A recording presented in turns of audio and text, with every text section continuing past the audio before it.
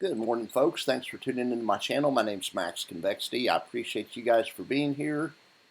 I got up early this morning to do a video, a dividend prediction video, and I released it at 7 a.m. Hopefully you guys will listen to it. I predicted the dividends for the three Defiance funds. I didn't make a prediction on TRES. I don't have enough information yet to make an intelligent prediction. But let's look at how the market opened up. The market just opened up, so futures, here's NASDAQ futures, they're down half a point. Russell futures are down, about 7/10 of a point overnight. So, but then we go, the cash market just opened, so let's look at Russell.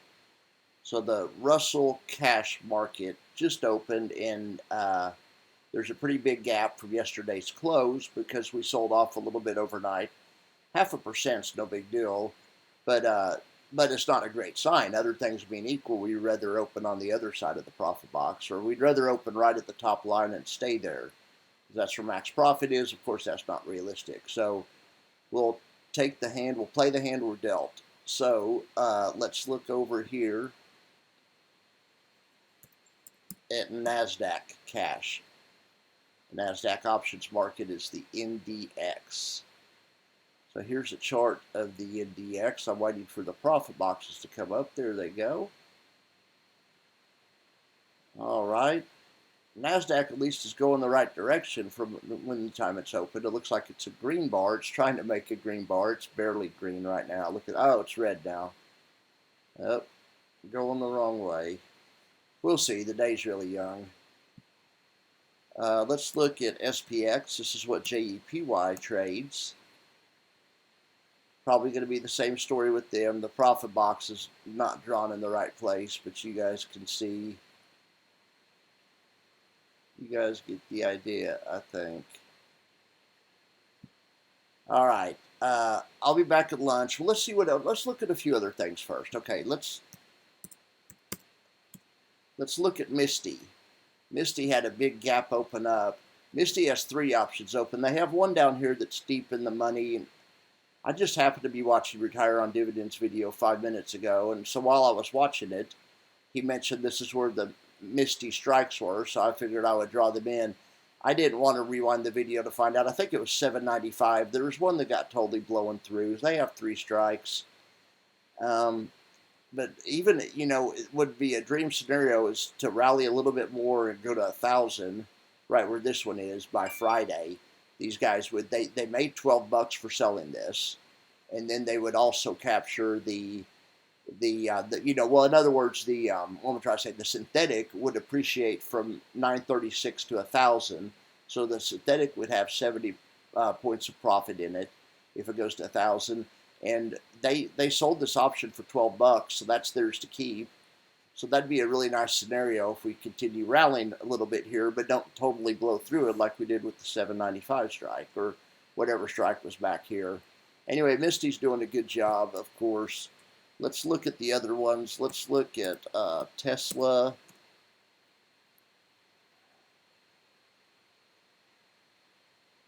All right, so Tesla is still working on this 200 strike. So, I mean,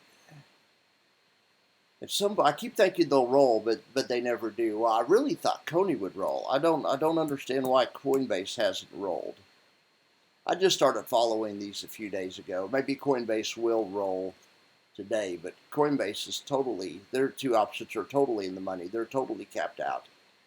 Or maybe they're just waiting for next week and they'll sell some options for next week and do it all over again.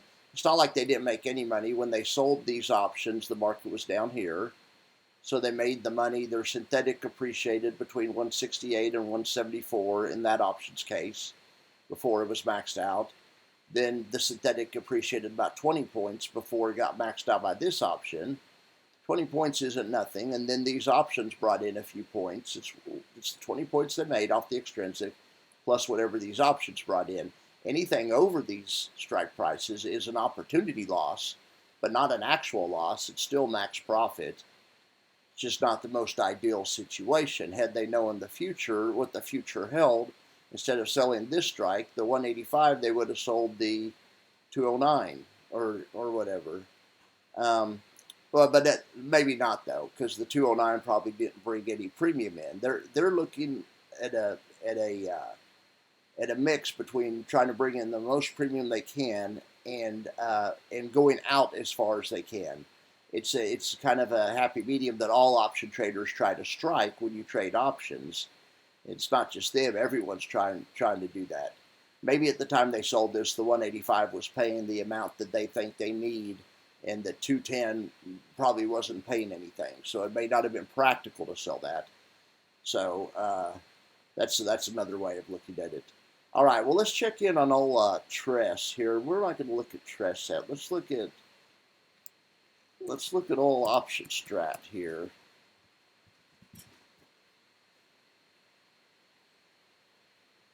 Okay. Go over here to my save trades. I should have had this already pulled up.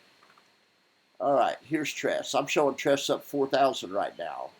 All my trades are doing well right now. I have an earnings trade on CRM. I'm going to make a video talking about earnings trades probably later today. So if you guys are interested, check back. But that trade's working out pretty well. I think they have earnings either after the bell today or after the bell tomorrow. I think it's after the bell today. It is. Jax is getting up and yawning. I better take him potty.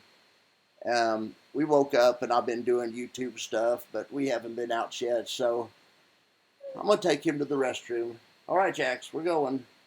All right, you guys have a good day. And if I missed anything, blame it on Jax, but I'll cover whatever I missed at lunch. All right, guys, have a great day.